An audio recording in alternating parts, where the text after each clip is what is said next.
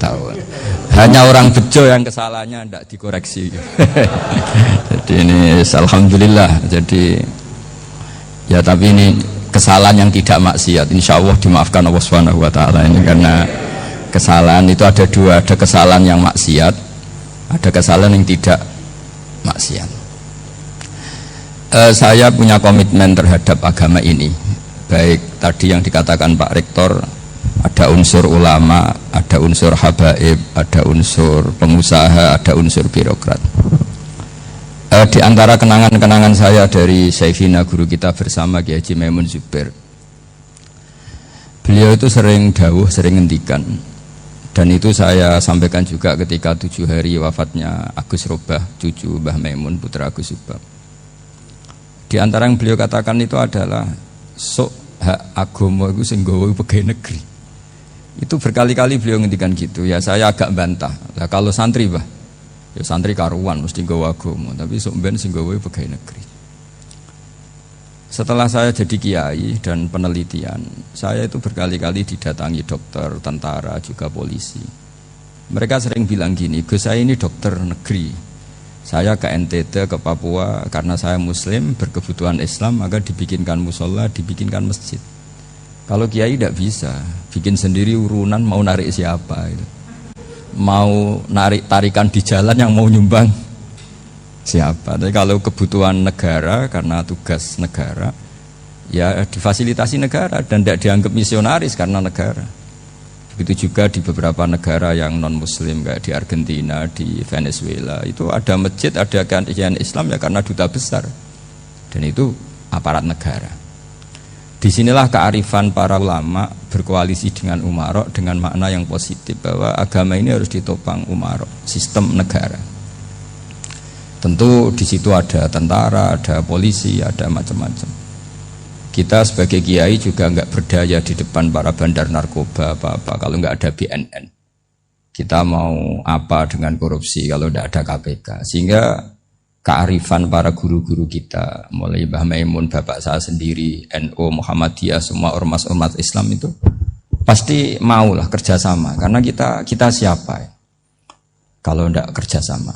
Dan di antara pesan Rasulullah SAW adalah yaduwahi ma'al jamaah. Jadi apa ya, kebersamaan itu sudah berkah. Fa inna yadallahi ma'al jamaah. Jadi berkah. Lalu kenapa saya kalau ngaji bawa kitab? Ini agak sebetulnya itu lazim. Lazim itu suatu yang harus. Tapi karena kelamaan mubaligh itu tidak pakai kitab. Seakan-akan bawa kitab itu yang aneh. Sebenarnya aneh mereka. Karena begini logika simpelnya ya. Umat Nabi ini berhak dapat apa coba? Berhak dapat warisan yang paling luhur, paling hebat, paling jernih. Apa itu Quran dan hadis? Pertanyaannya, siapa yang paling punya hak otoritatif untuk menerangkan Quran hadis? Ulama. Ulama yang mana? Ya yang kapabel, yang sudah diakui dunia, kayak Imam Ghazali, Imam Bukhari, Imam Syafi'i. Artinya kalau kita tidak pakai materi, itu ulama mendapat pikiran kita, bukan mendapat pikiran mereka. Saya ulang lagi, kalau kita tidak pakai materi yang otentik, yang orisinil, umat ini mendapat pikiran kita, bukan pikiran mereka. Maka saya berusaha supaya teman-teman atau semua umat Islam dapat pikiran-pikirannya Imam Ghazali, pikiran-pikiran Imam Bukhari, pikiran-pikiran Abdul Qasim Al-Junaidi, kejernian-kejernian Abu Yazid Al-Bustami. Kejernian itu diantaranya adalah misalnya makalah yang menurut saya itu makalah yang super. Jadi untuk ngadepi krisis karena COVID atau karena apalah, itu lama dulu sederhana sekali. Beliau-beliau punya rumus yang mungkin jarang didengungkan orang, tapi saya akan kampanye rumus ini. Al-istighna, hakikatul istighna, itu adalah al-istighna anis syai' labihi. Jadi pemenuhan kebutuhan yang sebenarnya adalah kita berusaha menghindari sebanyak mungkin kebutuhan yang sekunder, yang enggak penting. Bukan memenuhi semua yang kita inginkan. Jadi misalnya begini ya, kalau kita lapar, itu keinginan kita itu makan enak apa asal makan? Tentu jawabannya asal makan yang sehat. Tapi kalau nuruti nafsu kita, makannya yang enak, teman makan ya enak, terus di warung yang favorit. Ini kan satu kebodohan. Kenapa untuk makan saja butuh definisi sekian banyak? Yang kita harus kecewa, warung favoritnya bisa sudah tutup, atau kita ke sana harus macet, ribet. yang benar-benar arif dan bijaksana itu adalah al-istighna anisya. Sesuatu yang tidak mendesak itu jangan jadikan kebutuhan.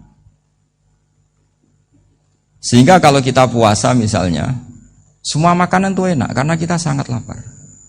Sehingga Abul Qasim Al-Junaidi ketika ditanya, ma idamu to'am, lauk makanan itu apa? Jawabannya lucu, alju, lapar. Kalau kamu lapar ya semuanya enak.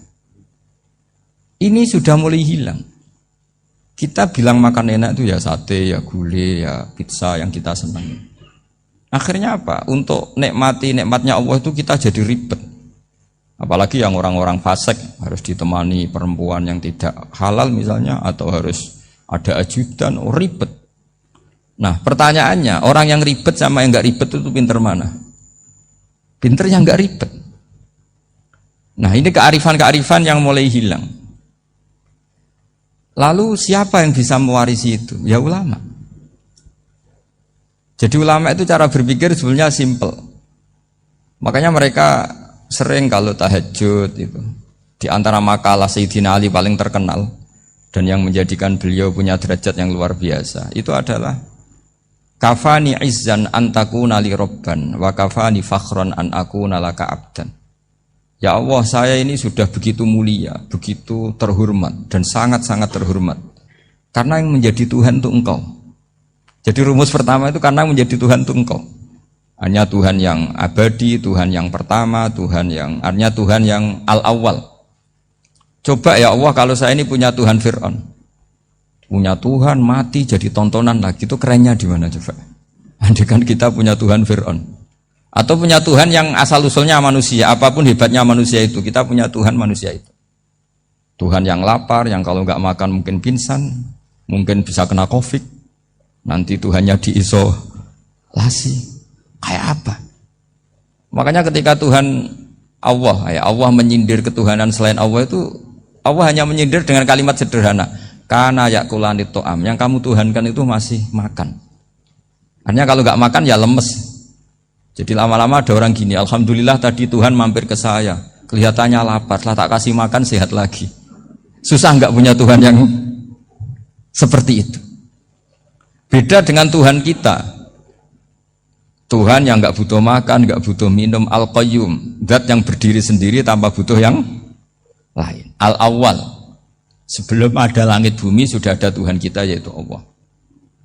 Bandingkan dengan Tuhan-Tuhan yang dipertuhan yang lain, yang adanya setelah bumi, misalnya Fir'aun dan sebagainya. Sehingga Sayyidina Ali pertama jadi kebanggaan apa? Kafani izzan antakuna li robban. Saya ini keren betul, karena punya Tuhan yaitu Engkau. Tuhan yang lahul asma'ul husna, Tuhan yang semuanya punya kebaikan, punya keabadian, punya keagungan. Terus wa kafani fakhron an akuna laka abdan, dan saya bangga sekali karena saya menjadi hambamu. Kalau saya jadi hambanya Pak Rektor ribet kan, sudah tak hormati ternyata nanti tidak rektor, ya kan ribet kan. Terus pokoknya ribet, jadi budaknya manusia itu ribet. Makanya ada seorang wali datang ke temannya yang jadi presiden atau jadi raja. Datang ke situ karena tidak punya uang, mau minta uang karena temannya raja. Setelah sampai sana ternyata temannya ini karena orang soleh pas berdoa, ya Allah saya minta ini, minta ini, minta ini. Terus si wali tadi pulang. Kenapa kamu pulang? Ternyata dia sama, masih minta-minta kayak saya. Jadi sederhana dia. Sama-sama minta kamu, minta zat yang kamu mintain katanya. Jadi dulu itu orang itu sebegitu dekat dengan Allah. Sehingga si raja ini terus ketemu wali tadi tanya, kenapa kamu menyepelekan saya? Padahal sekarang saya raja. Terus ditanya sama wali tadi, karena temannya. Kalau kamu di padang pasir tidak bisa minum dan harus minum 1 gelas, dengan ongkos kamu harus mengasihkan semua kerajaan kamu demi minuman itu. Pilih mana, minuman apa tetap jadi raja? Ya saya milih bisa minum. Saya tidak raja tetap hidup, tapi kalau nggak minum mati. Bagaimana Anda bangga dengan satu kerajaan sing la yusawi kak samain, yang tidak sama dengan segelas air? Jadi artinya terus mereka melihat jadi raja itu ya biasa, jadi presiden biasa, jadi rektor biasa. Karena mereka biasa berlogika, Hakikatul izzah itu ya at-taqarrub ila Allah, yang benar-benar terhormat itu ya dekat dengan Allah. Begitu seterusnya mereka bikin paradok-paradok yang aneh, tapi itu menjadi pelajaran. Bapak saya Ki Nur Salim itu senang baca anekdot Nasiruddin Koja. Itu kalau bikin orang-orang aneh, itu dia datang ke satu pesta, pakai baju lusuh, pakai sarung lusuh atau celana lusuh, sama Sohibul Bait yang punya acara dibiarin. Setelah dibiarin dia pulang pakai jas, pakai dasi, pokoknya keren. Dihormatin, pakai alpat, pokoknya dihormatin. Silakan. Pas dia disuruh minum, minumannya itu disokkan saja ke sakunya. Jas, kamu harus minum yang banyak, karena kamu yang dihormati, bukan saya. Terus makanan ya semuanya diletakkan di saku, ada yang apa, ayo kamu makan yang banyak. Alpatnya juga gitu, dikasih sate, apa, ayo kamu makan yang banyak. Mereka tidak melihat saya, melihat kamu. Akhirnya orang satu pesta itu istighfar semua, berarti kita ini salah. Terus dia pidato, kenapa kamu uang gitu? Tadi saya datang, orangnya sama. Gara-gara beda pakaian, penghormatannya beda. Berarti yang berhak dapat makanan ini jasa ya, bukan saya. Betapa naifnya kita sebagai orang. Ternyata kita masih hormat sesuatu yang seperti itu, yang atribut lah. Jadi orang-orang sufi itu orang yang bisa menertawakan dunia. Akhirnya ya, pertama dia dianggap orang gila, masa jas dikasih makan, dikasih minum. Tapi secara fikih dia benar, haram dia makan. Karena pas dia datang dibiarin, setelah pakai jas dikasih makan. Berarti hakikat yang dapat rezeki siapa? Jasnya apa orangnya? Jasnya apa orangnya? Jasnya. Jadi itu orang-orang sufi, kearifan orang-orang dulu itu bisa ngelola hal-hal yang keseharian menjadi luar biasa. Ada seorang wali melihat istrinya makan satu piring, anaknya makan satu piring. Ditanya, kalian kenyang? Wah, kenyang sekali. Melihat anaknya minum kopi satu cingkir, senang. Kalian senang sekali. Wah, kalau senang dengan hal-hal yang murah bisa, ngapain harus senang dengan hal-hal yang mewah? Bodoh sekali saya. Sehingga terus mereka bisa qanaah. Qanaah itu ya hidup itu simpel, sederhana. Jadi tentu saya tidak akan ngomong yang muluk-muluk, selain itu tidak bidang saya juga apa ya. Kita ini butuh obat di kondisi Covid seperti ini, butuh kesederhanaan, butuh apa ya, istighna tadi. Kita harus istighna billah an ghairillah. Jadi sudah cukup bahwa Allah ini segalanya. Sehingga tadi saya dengarin himnenya Unisula, yang paling saya kagum adalah dimulai dengan kalimat-kalimat thayyibah.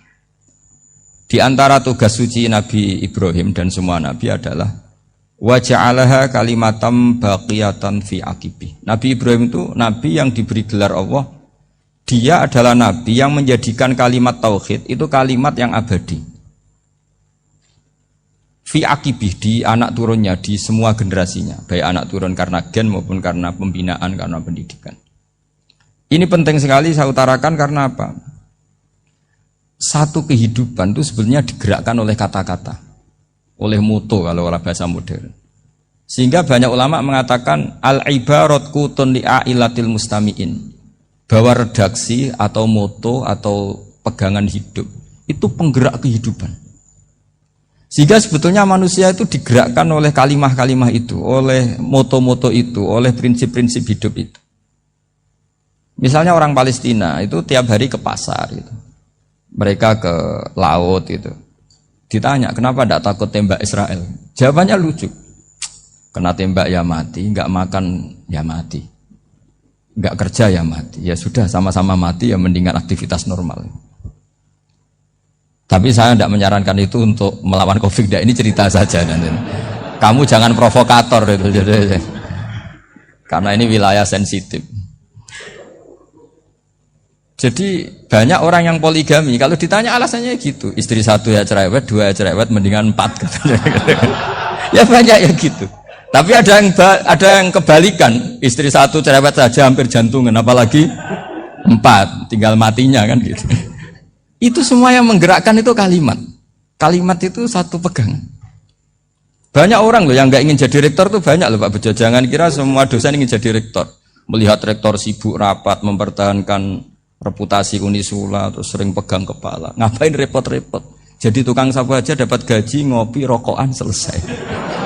Bodoh amat jadi rektor, mikir orang banyak. Banyak loh orang yang nggak ingin jadi presiden tuh banyak. Karena ngopi nyaman, nggak ada yang ganggu. Mau tidur sampai jam 9 siang juga nggak ada yang ganggu. Sehingga mereka melihat pegawai negeri itu gak keren, orang kok diatur jam, disiplin. Itu memang cara Allah membagi rahmat. Mau kamu apakan coba? Cara syukurnya dia seperti itu. Bapak saya dulu tuh sering ngajarin saya, diajak jalan-jalan pagi-pagi. Melihat orang ngopi, makan uduk itu bapak seneng. Kok enak dadi wong awam. Ngene esuk-esuk nyemak bocah kesel kabeh kono enak ngopi rokokan. Bapak kadang iri sama orang awam itu iri. Sudah gitu berharap masuk surga kan enak sudah gitu. Tahu-tahu mati, tidak tahu ke surga apa ke neraka ya tidak tahu. Jadi, nah orang dulu itu orang yang bisa mensederhanakan dunia. Sehingga ya sudah cara bahagia. Makanya saya alhamdulillah saya ini kerjasama sama UII sama beberapa kampus. Memang amdan itu sengaja. Kampus itu ya punya sistem yang nggak bisa mewakili sistem kiai. Kiai juga punya sistem yang nggak terwakili oleh kampus, juga sebaliknya saling melengkapi. Saya sering ketemu rektor UII, rektor kampus-kampus Islam. Mereka cerita, Gus pendidikan pondok harusnya dimodernkan gini-gini. Saya bilang, kalau pondok modern kayak kampus itu nanti saya ketemu Allah tidak bisa jawab. Kenapa Gus? Saya beri contoh gini. Kalau misalnya perempuan perawan lah atau apa saja, namanya perempuan, mau tanya tentang menstruasi atau haid. Kalau semuanya sistem kampus, dia harus kuliah dulu. Registrasi dulu, kuliah dulu, bayar dulu. Dan dapat jawabannya nunggu mata kuliah pas itu. Bandingkan kalau sistem pondok, saya tuh sering ke pasar sama anak saya dicegat sama ibu-ibu. Gus, anak saya ngalami gini-gini, keluar darah terus menerus, gak 6 hari tapi 1 bulan penuh. Itu hukumnya apa Gus ya? Nanti saya mau sowan ke jenengan. Nggak usah sowan, di sini aja. Ya sudah. Sebelum mengeluarkan darah yang rutin seperti itu biasanya haidnya berapa hari? 6 hari ya sudah ikut yang 6 hari, yang lainnya istighatsah. Ngoten tok Gus, ya udah ya. Begitu terus di masalah udhiyah. Ya coba kalau semuanya pakai sistem kampus, daftar dulu, bayar dulu. Jadi ini nggak ada jawabannya, nunggu mata kuliah itu. Baru dapat jawaban, itu biasa nggak sholat bertahun-tahun karena belum ada jawaban tentang itu. Nah itu kalau misalnya orang mati, tahunya cara memulasara jenazah itu nunggu kuliah dulu, pas mata pelajaran itu dulu, baru menangani orang mati. Berarti orang mati itu tergeledak semua. Tapi kalau kiai kan enggak. Kesini orang mati terbakar, kalau dimandiin malah badannya copot-copot, itu gimana hukumnya? Ini ada orang mati Gus Kendat, ini disolati apa enggak? Ada orang mati oplosan ya, itu disolati enggak? So sering ditanya gitu. Gak usah registrasi Pak Rektor, gak usah registrasi, gak usah daftar, gak usah seminar. Makanya kalau orang kampus wani kiai itu ya kualat tenan itu, karena ini yang on time ya. Tapi pondok seperti saya ya ikrar seikrar-ikrarnya pentingnya kampus karena melatih efisiensi waktu, disiplin, tata kelola manajemen sehingga kita ya hormat.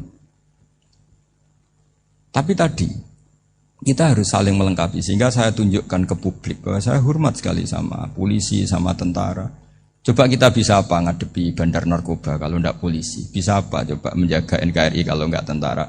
Begitu juga ya sudahlah kita memang fa inna yadallahi ma'al jamaah, kita berkah itu kalau bersama-sama, enggak bisa kita sendiri. Nah lalu orang kayak saya itu ya beberapa kali sebetulnya saya itu ditawanin jadi doktor honoris causa apa. Kekhawatiran saya satu Pak Bejo, takut pas enggak punya uang. Itu dokter kok di duit kan enggak pantas gitu. Jadi repot gitu, daripada beban lah sudahlah enggak usah dokter. Jadi kalau enggak punya uang ya pantas, terus kalau ngebis ya pantas. Suatu saat kalau mati nggak ada yang hadir ya pantas, enggak dokter gitu. Kalau sudah dokter kok masuk neraka, kayaknya apalagi rektor kampus Islam kok masuk neraka itu kan kok kayak agak pas itu.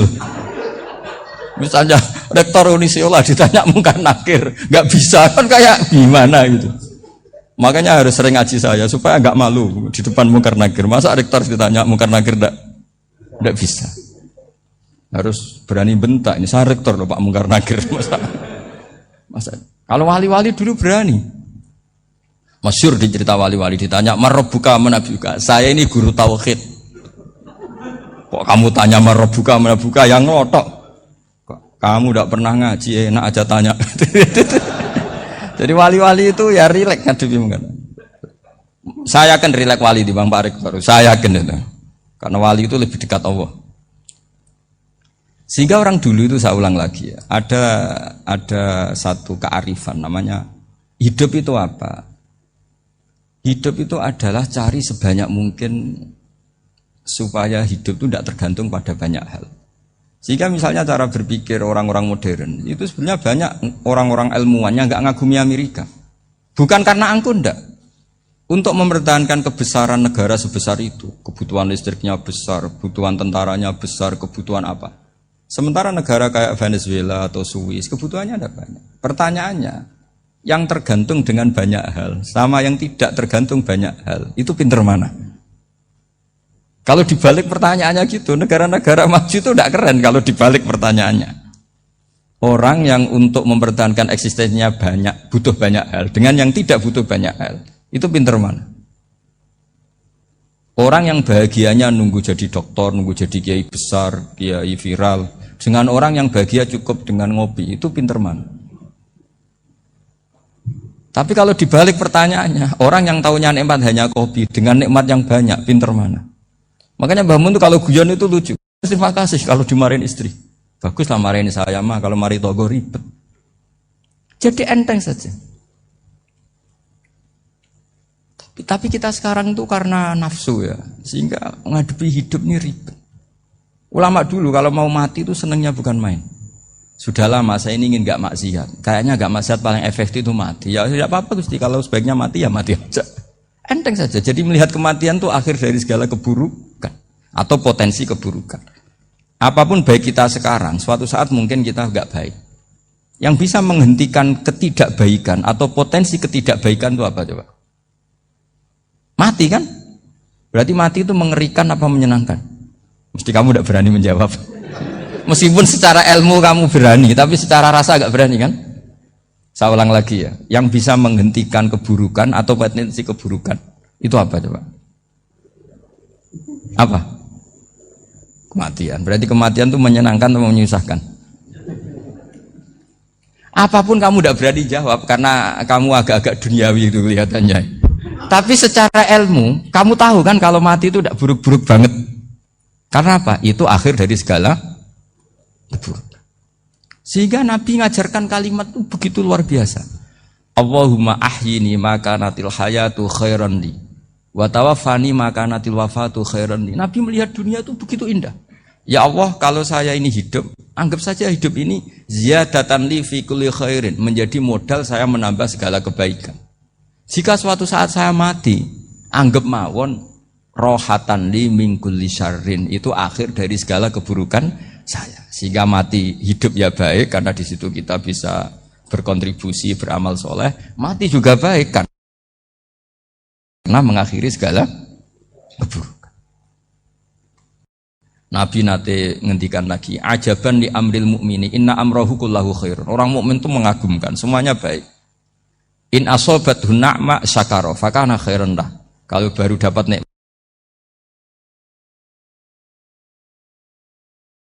nikmat dia syukur, maka itu baik. Wa in asobatu dharra sabara. Kalau dapat masalah mereka sabar, itu juga baik. Sehingga orang mukmin dua sisinya pasti baik. Itu juga kalimat, maksudnya moto atau pegangan hidup. Nah berikut ini saya beri contoh, ini kenangan saya, ini contoh terakhir. Masalah jadi orang terkenal maupun tidak. Di sini dicontohkan Imam Ghazali di halaman 367 di kitab saya 367, juznya 3 di kitab Ihya Ulumuddin. Di sini beliau cerita betapa untuk menjaga ikhlas sebaiknya orang itu tidak terkenal, tidak syuhrah, tidak terkenal. Oke, itu kita sepakat ya, karena kalau terkenal mungkin orang dipaksa publik dengan tanda kutip untuk selalu berbuat baik, tapi karena jaim lah, jaga image atau apa. Tapi ketika dibalik pertanyaannya, kamu rela yang terkenal itu orang nggak benar, sementara yang orang benar itu nggak terkenal. Lalu masyarakat taunya yang tidak benar. Kalau pertanyaannya dibalik gitu, orang baik wajib terkenal enggak? Kalau pertanyaannya dibalik seperti itu. Dokter yang benar tidak terkenal, yang malpraktek terkenal. Kamu ingin kondisi seperti itu? Gak ingin kan?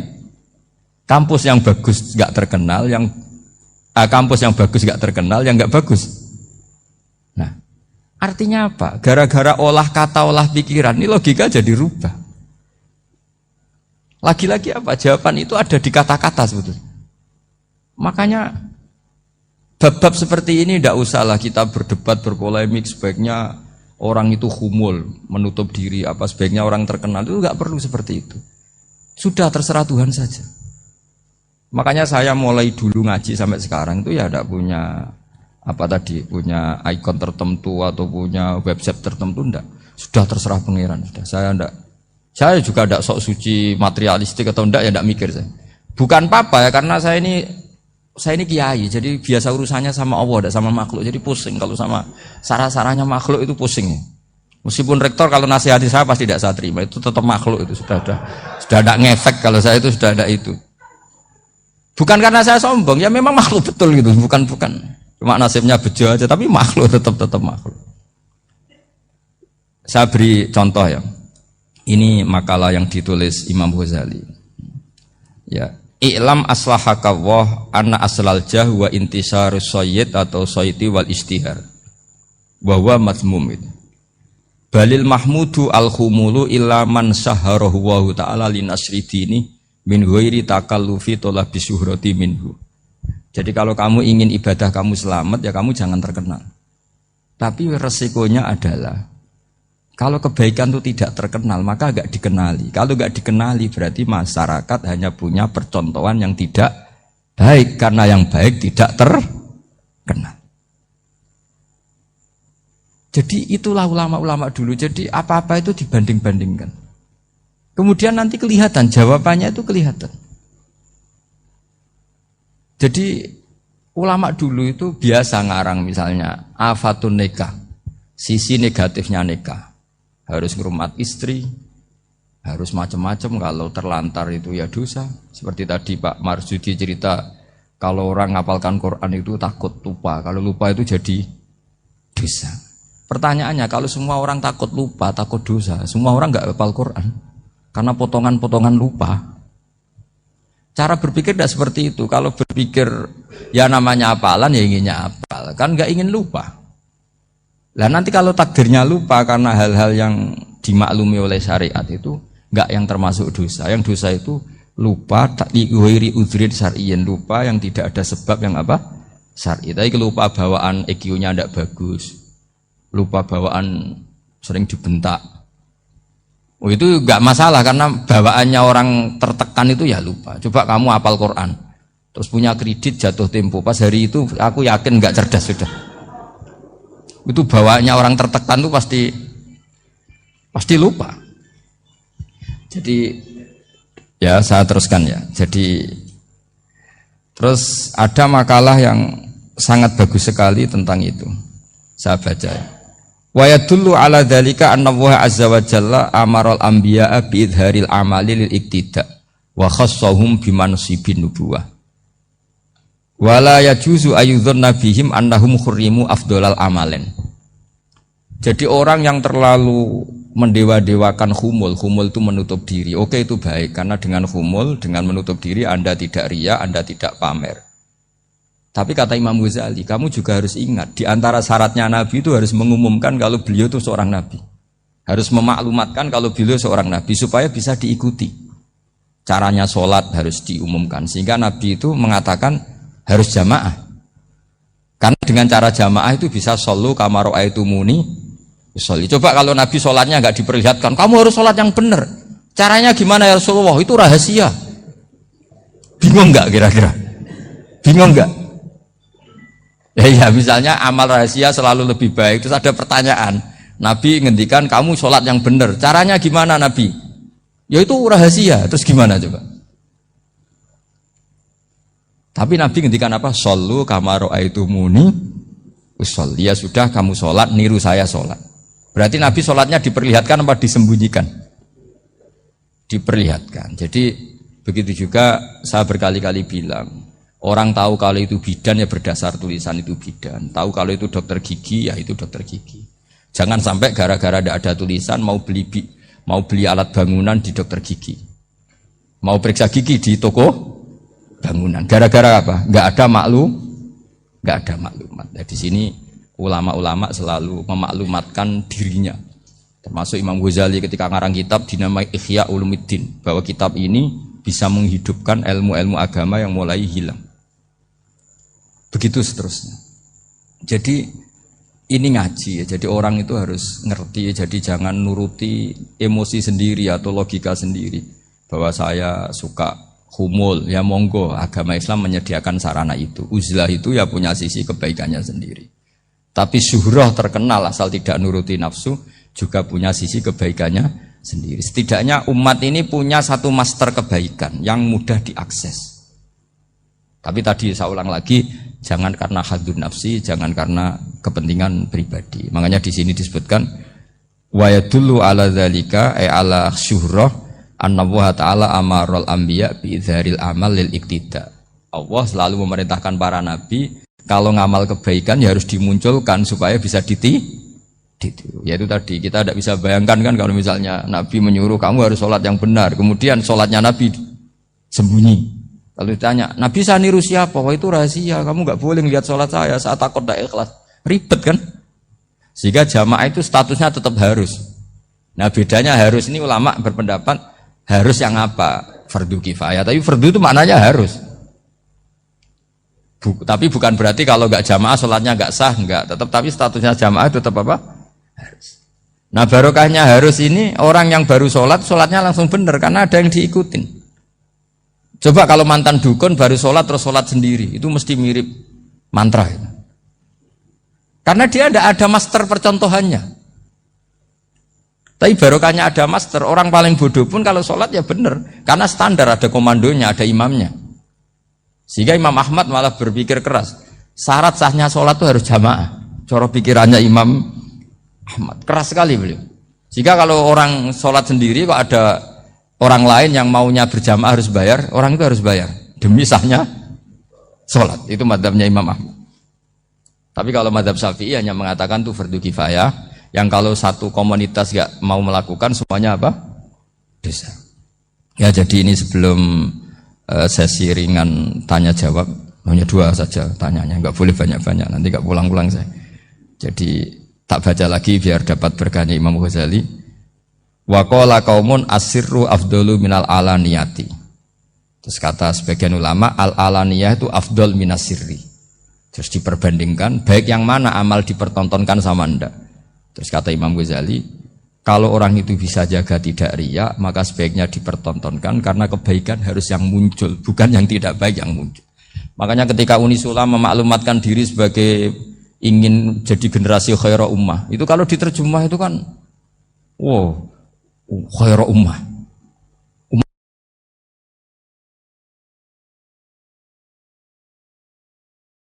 Ummah terbaik. Itu kan ya kayak agak angkuh. Tapi enggak apa-apa itu. Enggak apa-apa. Masa kita kampanye Unisula siap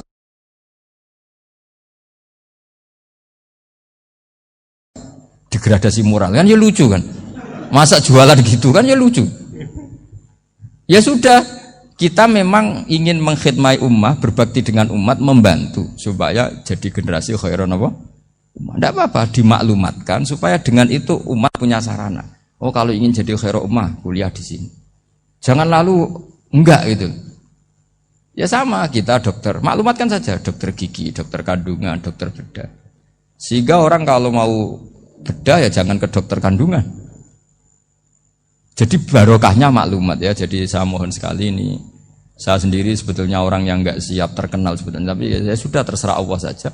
Kalau itu cara Allah menyebar kebaikan, ya monggo. Pokoknya kita tawakal saja sama Allah Subhanahu wa Ta'ala. Ya saya kira demikian. Assalamualaikum warahmatullahi wabarakatuh.